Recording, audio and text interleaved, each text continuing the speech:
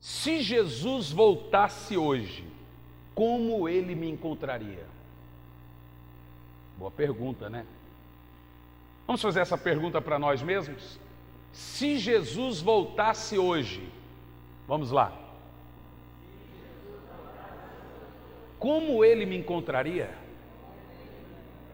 Se você ficar 3 minutos, você vai ter muitas respostas. Bom, o texto é Mateus 24 e 45.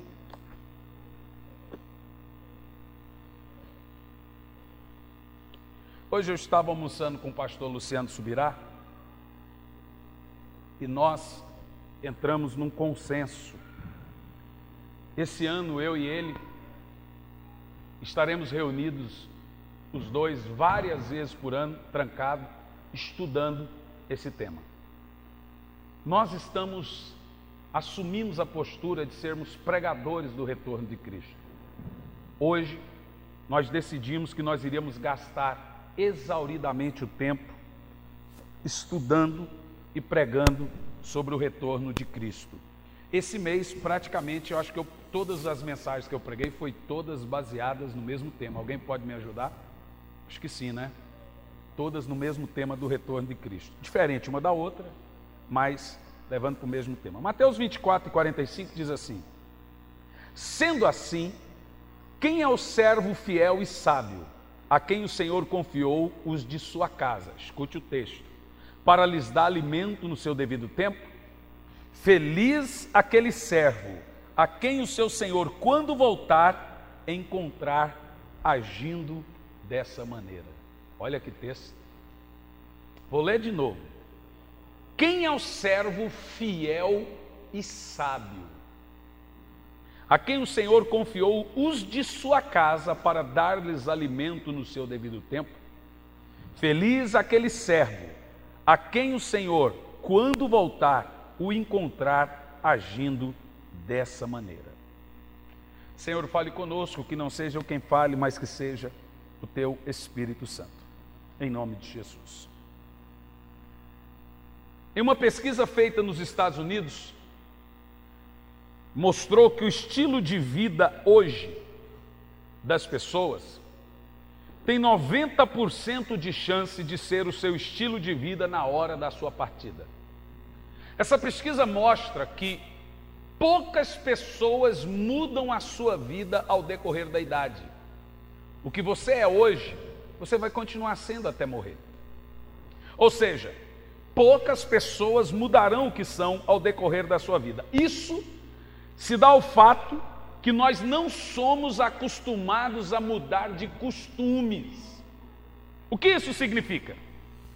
Isso significa que como você vive hoje, será como você estará vivendo na ocasião do retorno de Cristo.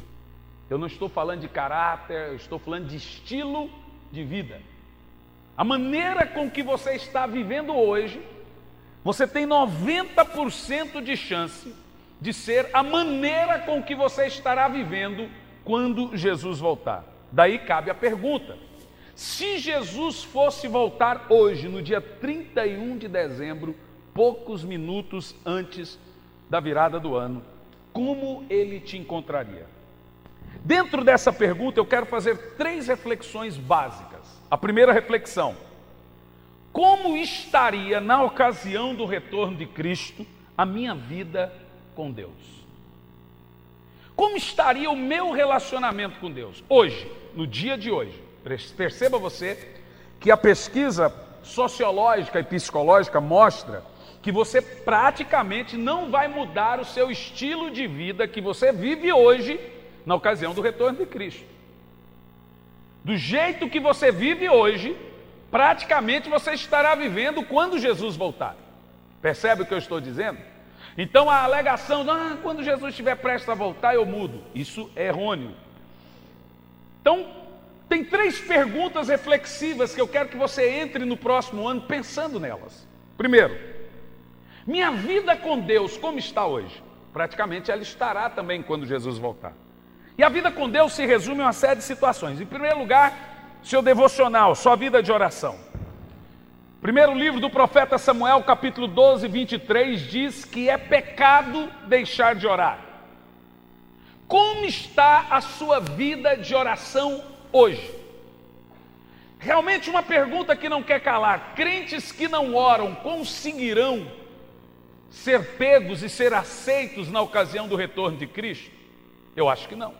Porque Jesus diz assim: vigiai e orai para que não caís em tentação. Jesus deixa claro que o crente que ora deixa de pecar e o crente que peca deixa de orar. Obviamente, se você não tem uma vida de oração eficaz e diária, você não vai conseguir ser achado apto no dia em que Jesus voltar. Isso pode ser hoje ou pode ser daqui 50 anos, 10 anos, não importa. Na realidade, para o crente não importa quando Jesus vai voltar, tendo em vista que o estilo de vida que você vive hoje será o estilo de vida que você estará vivendo na ocasião do retorno de Cristo. Como você vive hoje pode determinar se você vai subir com Cristo ou não. Você pode dizer amplamente, sem medo de errar: se Jesus voltasse hoje, eu não subiria, ou eu subiria? Isso é uma pergunta interessante. Em segundo lugar, a Bíblia diz que deixar de orar é pecado de desobediência. O apóstolo São Paulo, a Bíblia Sagrada sugere: orai sem cessar. Crente que não ora está cometendo o pecado de Lúcifer, o pecado de Adão, o pecado da independência. Quando você não ora, você passa a seguinte mensagem para Deus: eu consigo me virar sem você. Quando você não ora, você está dizendo para Deus: você não precisa interferir na minha vida. Este ano que passou, você viveu como um crente genuíno, um crente de oração? Ou você tem estado aproveitando: não, eu vou aproveitar que eu estou dirigindo aqui e orar? Eu já ouvi gente fazer esse comparativo: não, eu oro quando eu estou num carro. Também serve.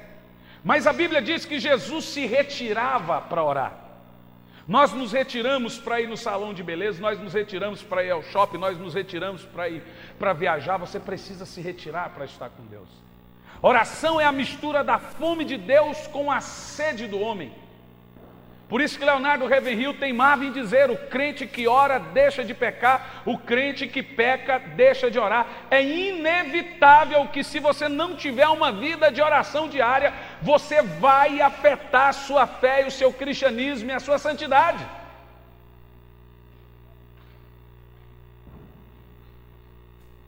Você não precisa ser espiritual para pregar, você precisa ser espiritual para orar.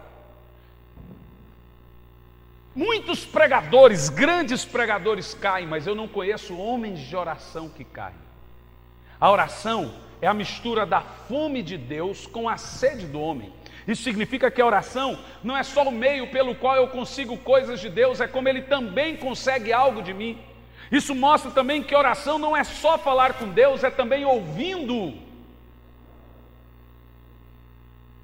Poucas pessoas terão o prazer de subir aqui e pregar.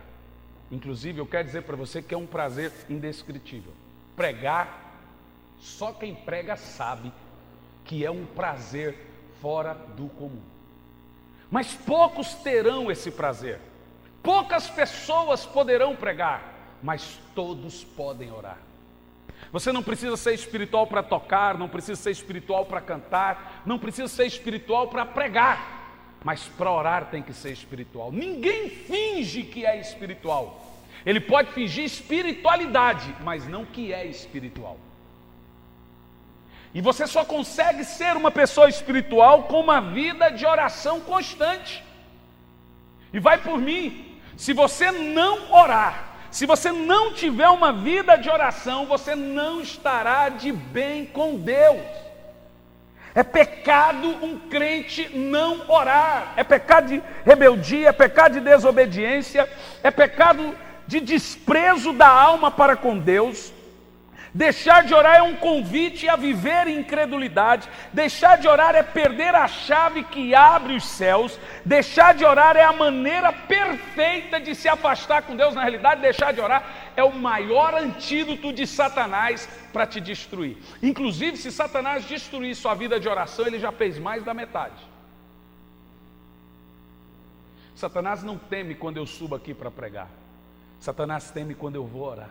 Satanás não teme grandes pregadores. Satanás teme homens e mulheres de oração. Somente as pessoas que oram recebem visitas de Deus. Deixar de orar significa deixar de abastecer a alma com a alegria do céu. Você não sente saudade de Deus?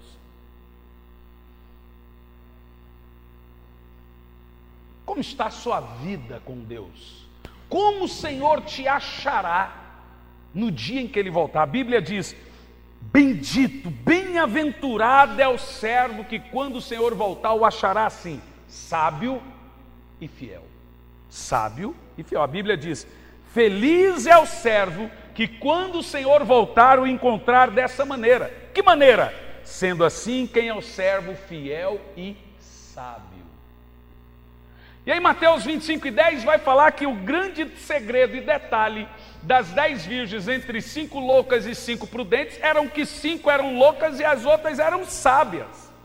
O que faz um cristão ser sábio é a comunicação que ele tem com Deus. Você realmente consegue ficar sem se comunicar com o seu Deus? O muçulmano ora 5 vezes por dia, o judeu 3 vezes por dia, o budista 12 vezes por dia, o seixonoísta 18 vezes por dia, e o cristão? Nós somos a única raça religiosa que tem um Deus vivo e não fala com Ele. Pode um crente fiel deixar de orar? Segundo, dentro de como está a minha vida com Deus, meditação na palavra. Há 2 palavras que nós encontramos para meditação. Uma é meditar e a outra é meditação. Elas são encontradas somente no Velho Testamento 18 vezes. Por 18 vezes nós vamos encontrar no Velho Testamento a palavra meditar ou meditação. Há 2 palavras no hebraico que são traduzidas para explicar a palavra meditar e meditação. Não é nada místico do tipo O que significa meditar ou meditação na Bíblia? As palavras são traduzidas, elas se encontram em Gênesis 24 e 63, e também Josué 1 e 8, e também Salmos 1 e 2, e a palavra é Hagar. Hagar é escrito com H-A-G-H-A, Hagar. Dado o contexto desses versículos aqui mencionados, significa meditar, significa ponderar, imaginar, falar, refletir, estudar, expressar, articular e falar consigo mesmo.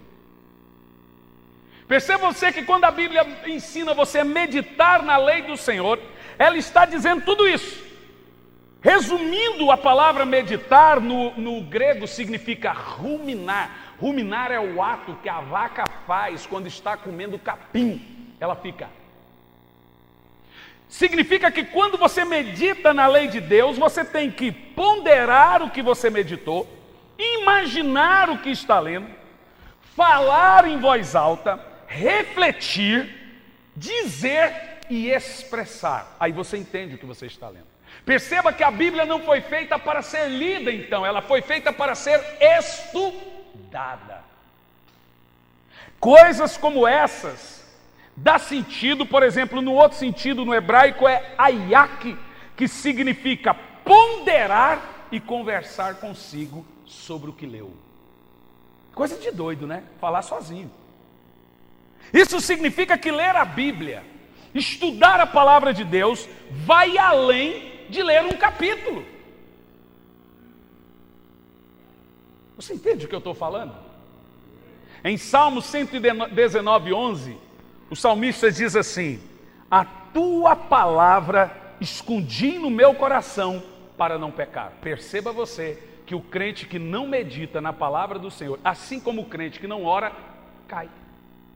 Agora você percebe porque nós temos uma crise de identificação hoje na igreja, de cristãos vivendo, sendo vítimas das suas recaídas, entra ano e sai ano, pecando e pedindo perdão e não conseguindo vencer as suas tentações e seus pecados. Está explicado.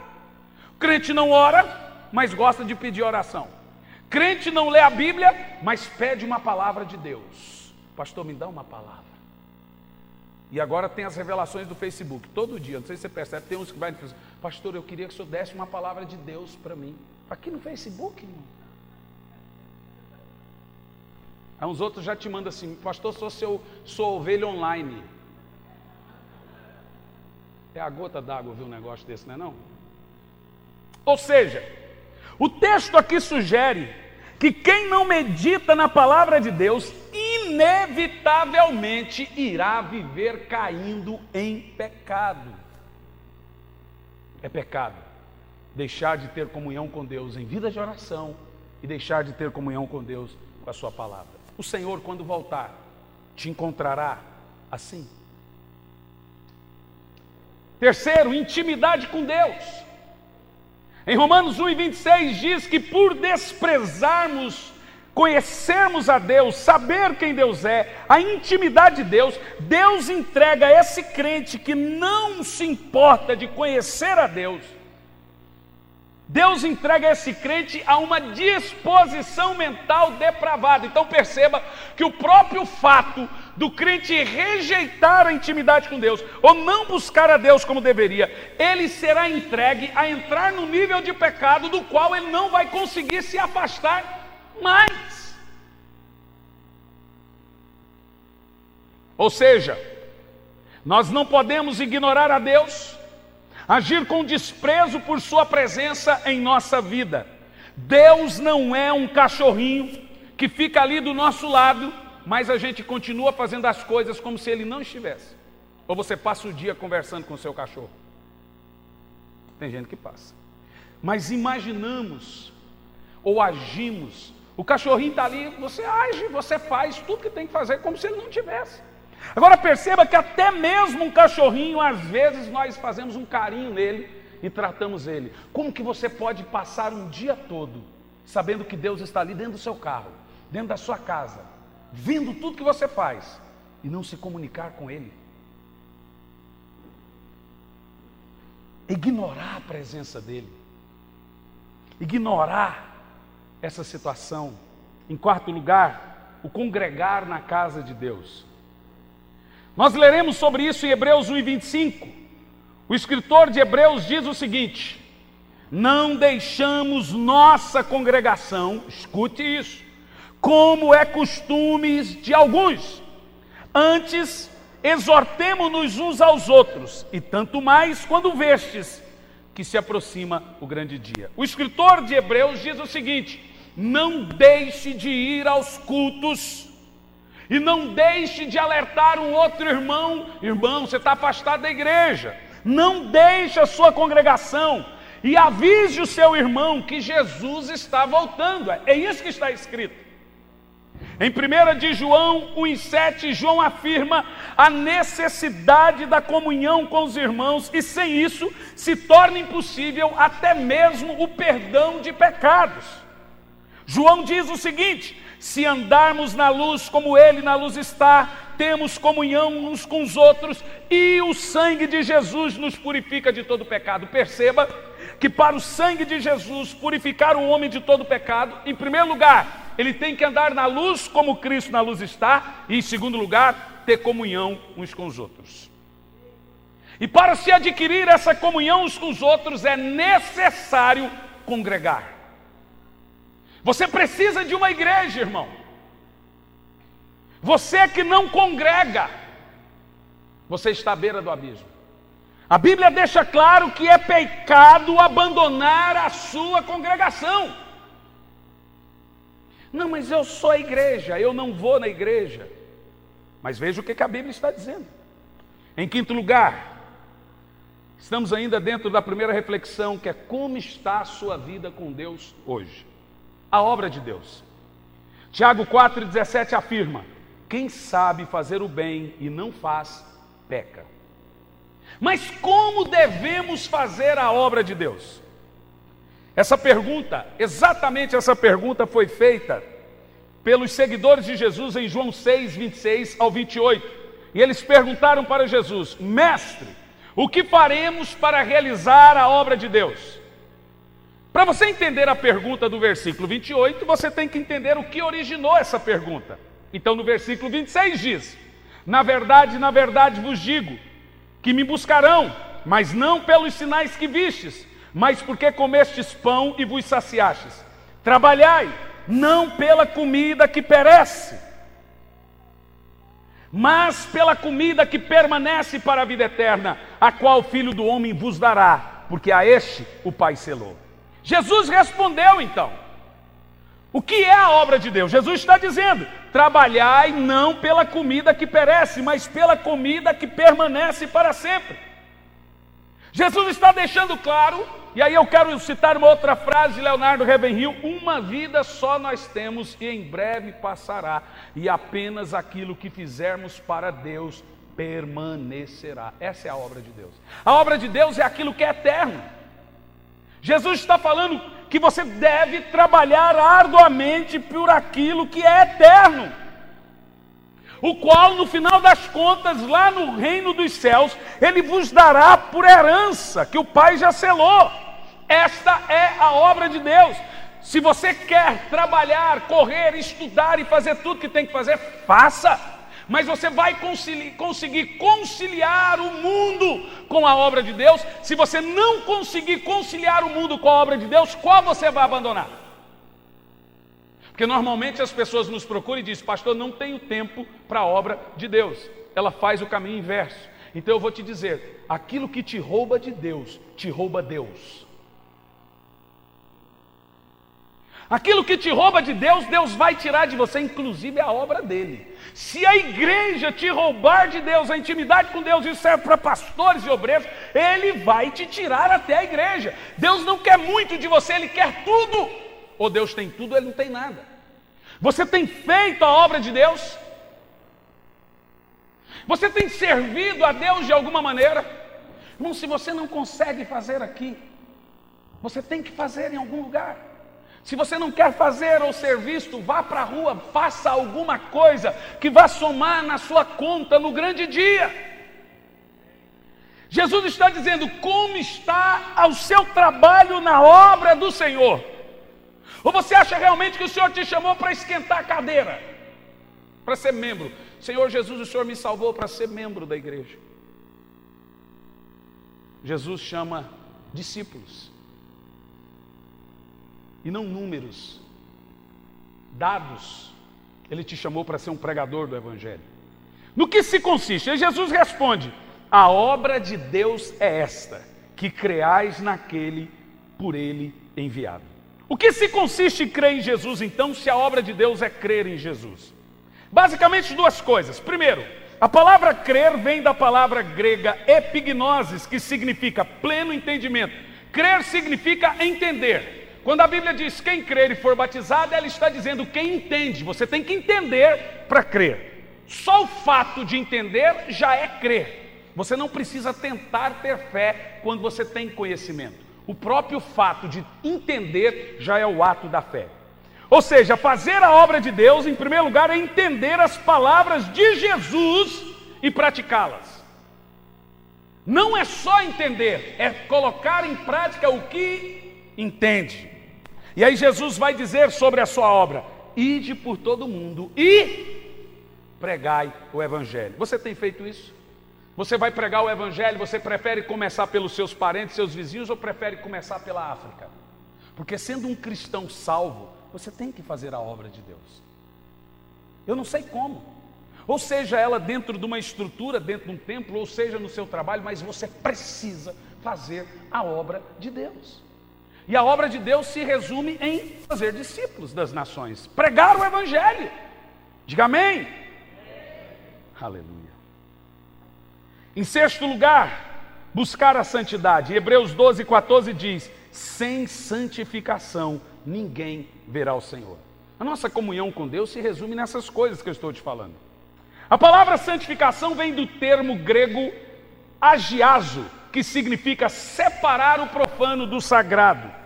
Você tem tirado o profano da sua vida ou você tem colocado o profano na sua vida? Vamos ver aqui, 2 de Paulo aos Coríntios, capítulo 7. Se você quiser, eu leio, você não precisa abrir. Vamos ver o que diz aqui. 2 de Paulo aos Coríntios, no capítulo 7, no versículo 1, diz assim: Amados, visto que temos essas promessas, purifiquemo-nos de tudo que possa contaminar o corpo e também a alma. Agora perceba que o apóstolo São Paulo fala que tem coisas que contaminam o corpo e tem coisas que contaminam a alma.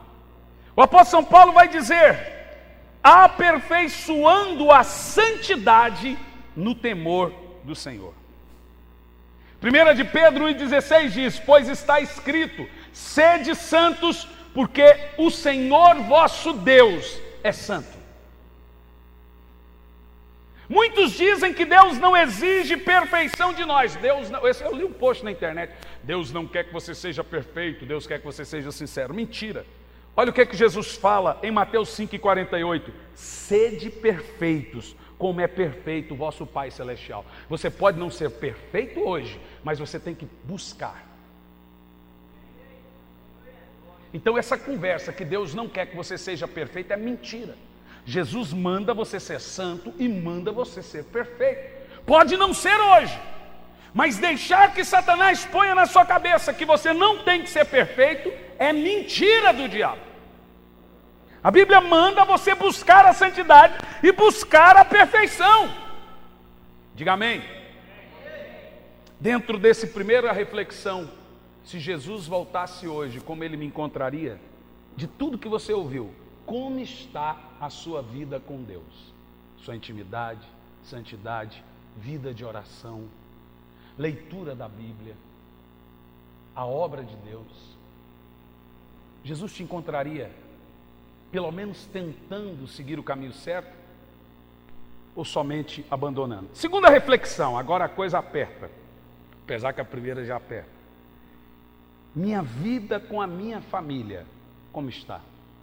A maneira com que eu lido com os meus familiares reflete em como eu estou intimamente com Deus. 1 de Paulo a Timóteo 5,8 diz: se alguém não cuida dos seus, especialmente os da sua família, tem negado a fé e é pior que o incrédulo. Seja honesto consigo mesmo. O incrédulo herdará o reino de Deus? Veja o que Paulo fala na primeira epístola aos Coríntios 6:9. Os incrédulos não herdarão o reino dos céus. E a Bíblia diz que quem não cuida da família é pior que o incrédulo. Você que é pai, você tem dado testemunho para os seus filhos? Você cuida do seu filho? Você dá tempo para o seu filho? Você se preocupa com a fé dele, com a espiritualidade dele? Ou você é daquele tipo de gente que o filho fala: não quero ir na igreja, então não vai, filho.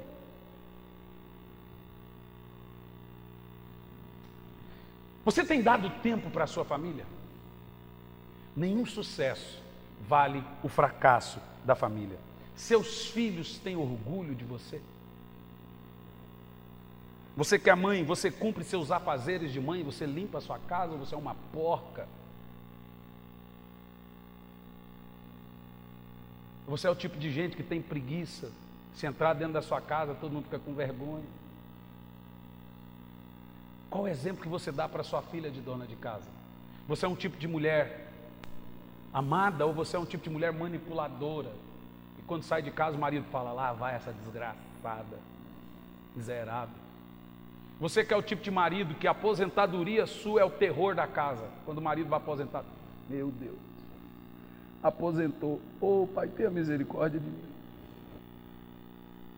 Você tem educado seus filhos como a Bíblia manda? Ou você realmente pensa que bajular é dar amor?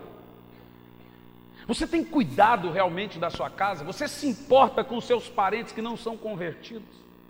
Você dá testemunho para a fé deles? Ou para a não fé deles? Você já percebeu que o mundo está de olho em você? Que o simples fato de ter um pai ou uma mãe convertida já significa que você deveria... Irmão, cuidado com o que vocês escrevem nos seus carros. Propriedade de Jesus. Eu vou te contar um testemunho. Eu estava em Santa Catarina, correndo para ir no culto. Parei na mão errada do sinal, eu tinha que entrar para a direita, eu estava no meio, tinha um camarada. Eu baixei o ouvido do carro, olhei para ele e falei assim: posso entrar na sua frente? Todo mundo faz isso quando erra. Normalmente o que a pessoa educada faz? Claro. O camarada olhou para mim e disse: Não. Falei assim, meu querido, se eu não entrar aqui agora, eu não peguei e me entrei. O camarada passou, me fechou e quase atropelou uma criança. Quando eu vi, sabe o que estava escrito no carro dele? Dirigido por Deus. Falei, lá vai um crente. O que mais você vê é carros estacionados onde não deve ser, propriedade exclusiva de Jesus. O seu filho vê você estacionando seu carro onde não pode. Seu filho vê você furando o sinal, brigando no trânsito, falando palavrão, xingando, brigando com a mãe dele. Você tem se preocupado com a fé dos de dentro da sua casa, da sua família.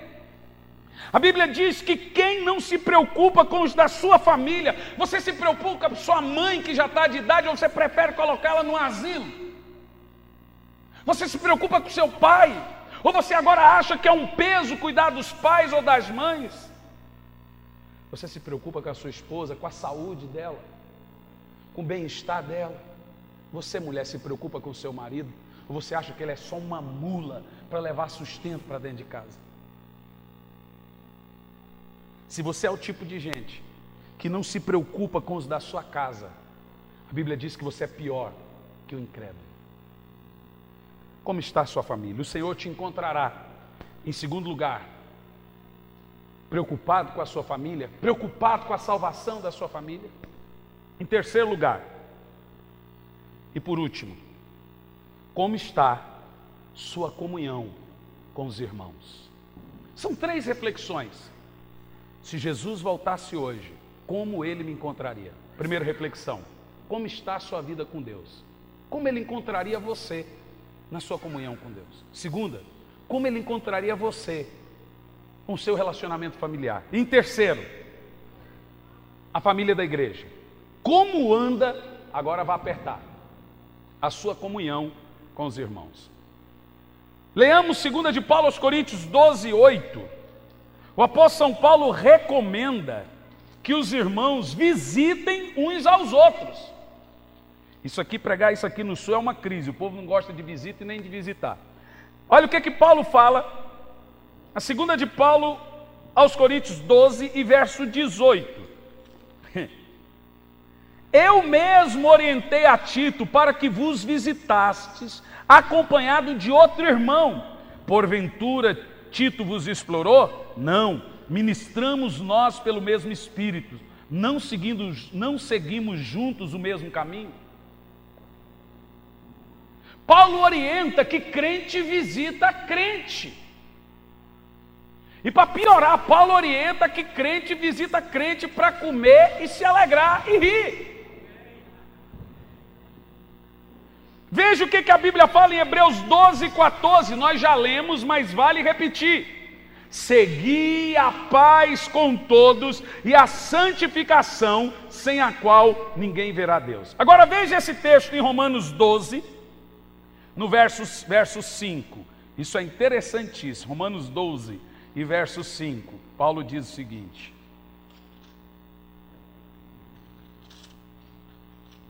já estou terminando. Assim também nós, embora muitos, somos um só corpo em Cristo e cada membro está ligado a todos os outros. Você é um comigo. Isso significa que quando você fala de mim, você falaria mal de si próprio? Somos um. A Bíblia fala, tendes comunhão uns com os outros, não é união. Agora, a palavra comunhão, ela sugere uma gama de situações. Isso significa que você tem que se reunir para ter comunhão. Isso pode ser no templo. No templo é muito difícil ter comunhão uns com os outros, porque aqui é o Senhor falando e você adorando. Para ter essa comunhão que a Bíblia sugere, só tem uma maneira: visitar uns aos outros. É uma ordem da Bíblia, inclusive, que crentes visitem uns aos outros. Eu não estou falando de panela. Na realidade, a Bíblia odeia essas desgraças chamadas panela. Tem crente que só visita um e um só visita outro. A Bíblia sugere que vocês combinem entre si, de se conhecerem e se reunirem para rir e para comer. Vamos ver? Abra sua Bíblia, rir e comer. Atos 2, 46 e 47.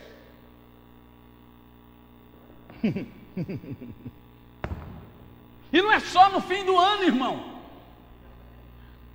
Olha o que diz a Bíblia. Vamos ver, a ordem do Senhor aqui é essa.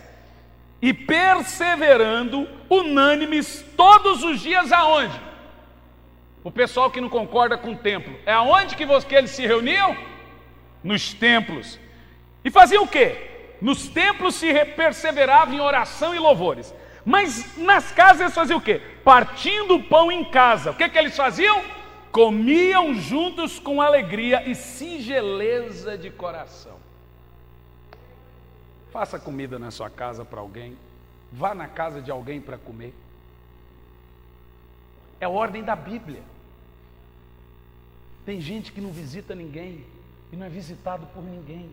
Que tipo de cristão obediente ao Senhor você é? Você precisa ter comunhão com os irmãos. Você precisa, e não é para ir na casa dos irmãos para falar dos outros, é para se alegrar, é para sorrir, é para brincar, é para comer. O pastor Samuel gostou dessa parte. Quem mais gostou? Irmão, eu quero que a gente melhore isso. Isso é uma ordem da Bíblia. E perseverando unânimes todos os dias no templo e partindo o pão em casa, comiam juntos com alegria e singeleza de coração. O que faziam? Louvando ao Senhor e caindo nas graças do povo. E todos os dias acrescentava o Senhor à igreja aqueles que haviam de se salvar. Agora veja você que o costume da igreja primitiva era ir para a igreja todo dia e mesmo assim encontrava tempo para ir para a casa dos irmãos ainda, comer, trocar umas ideias e brincar. E esse povo não trabalhava? Claro. Claro que trabalhava. Isso, aqui o que nós lemos é para os que pensam que igreja não é ir no templo, é também. Nós temos aí uma gama de pessoas que dizem que igreja... O pessoal fala assim, eu não vou na igreja, eu sou a igreja. Que bobinho, não lê a Bíblia. Se chama um movimento chamado igreja orgânica. Só se reúne nas casas. Isso, a pessoa é tão egoísta, tão egocêntrica, que ela não consegue mais se acertar numa igreja, porque a igreja é tão defeituosa para ela, que ela prefere então agora se isolar em casa e falar, eu vou servir a Jesus em casa. Ela está descumprindo a Bíblia.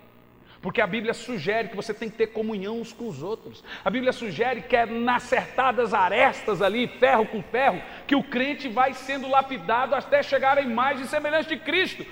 Um irmão é uma escola de caráter para outro irmão. É lidando com os irmãos na igreja que a gente aprende a perdoar e relevar os erros uns dos outros.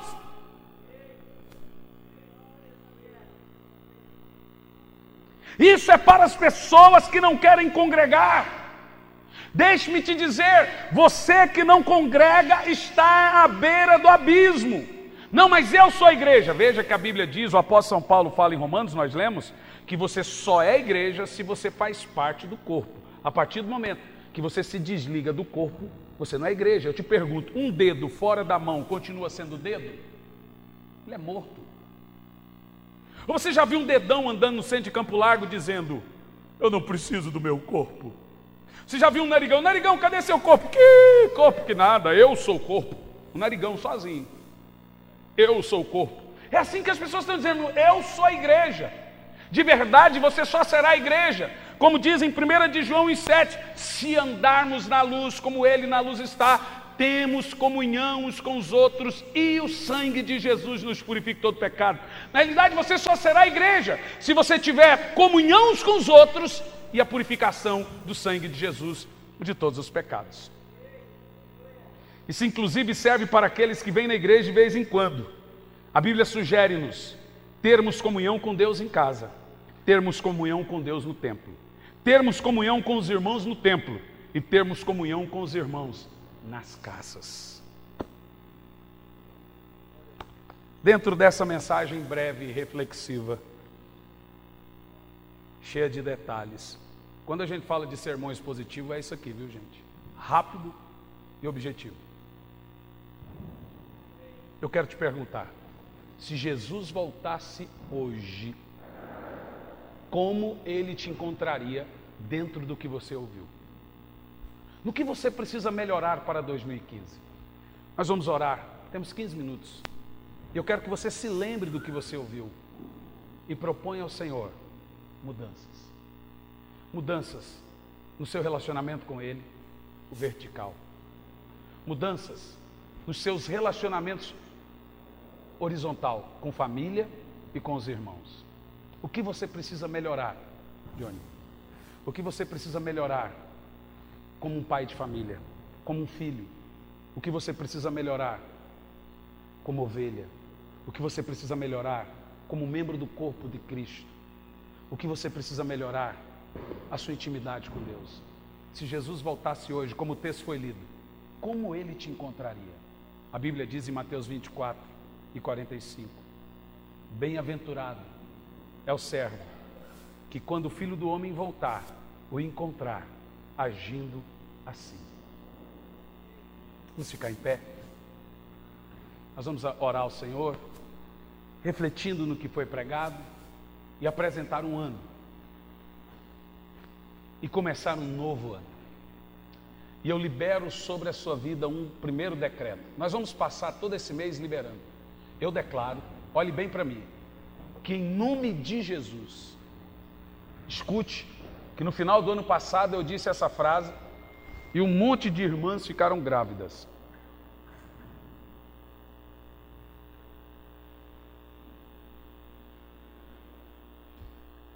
As irmãs da igreja mandando abraço. Eu também no canto que estou com a família, manda um abraço para a igreja para mim. Marli Nascimento. Vou bater nela. Atrapalhando a mensagem, Marli. Fica na sua aí. Então, eu quero sugerir para você o seguinte. Reflita. E eu libero sobre a sua vida um decreto sobrenatural. O ano de 2015 será o ano mais próspero da vida de pessoas. Eu libero. Deus vai abrir. Escute o que eu estou dizendo em nome de Jesus. Deus vai abrir empresas e negócios particulares para pessoas aqui, serão investidores do reino de Deus a partir de 2015. Eu libero sobre a sua vida. E eu declaro que vai ser o ano que nós vamos ouvir mais testemunhos de pessoas que cresceram financeiramente falando e se tornaram investidoras do reino. Eu libero sobre a sua vida essa palavra profética em nome de Jesus. Quem recebe, diga amém. Domingo vamos liberar outro. Eu quero que você levante as suas mãos. Pastor Samuel, vem estar aqui comigo, Pastor Ferdinando. Eu quero que você ore um pouco. Que você se lembre do que foi pregado. Lembre que foi dito que talvez você não mude muita coisa até o retorno de Cristo. Isso eu falo de estilo de vida. Não estou falando de mudança de caráter, que nós temos que mudar muito. Estou falando de estilo de vida. Se você não mudar o seu estilo de vida hoje, agora, Jesus vai te pegar de surpresa. E Ele está voltando, meus irmãos. Ele está voltando para a sua igreja. Levanta a sua mão. Adore um pouco.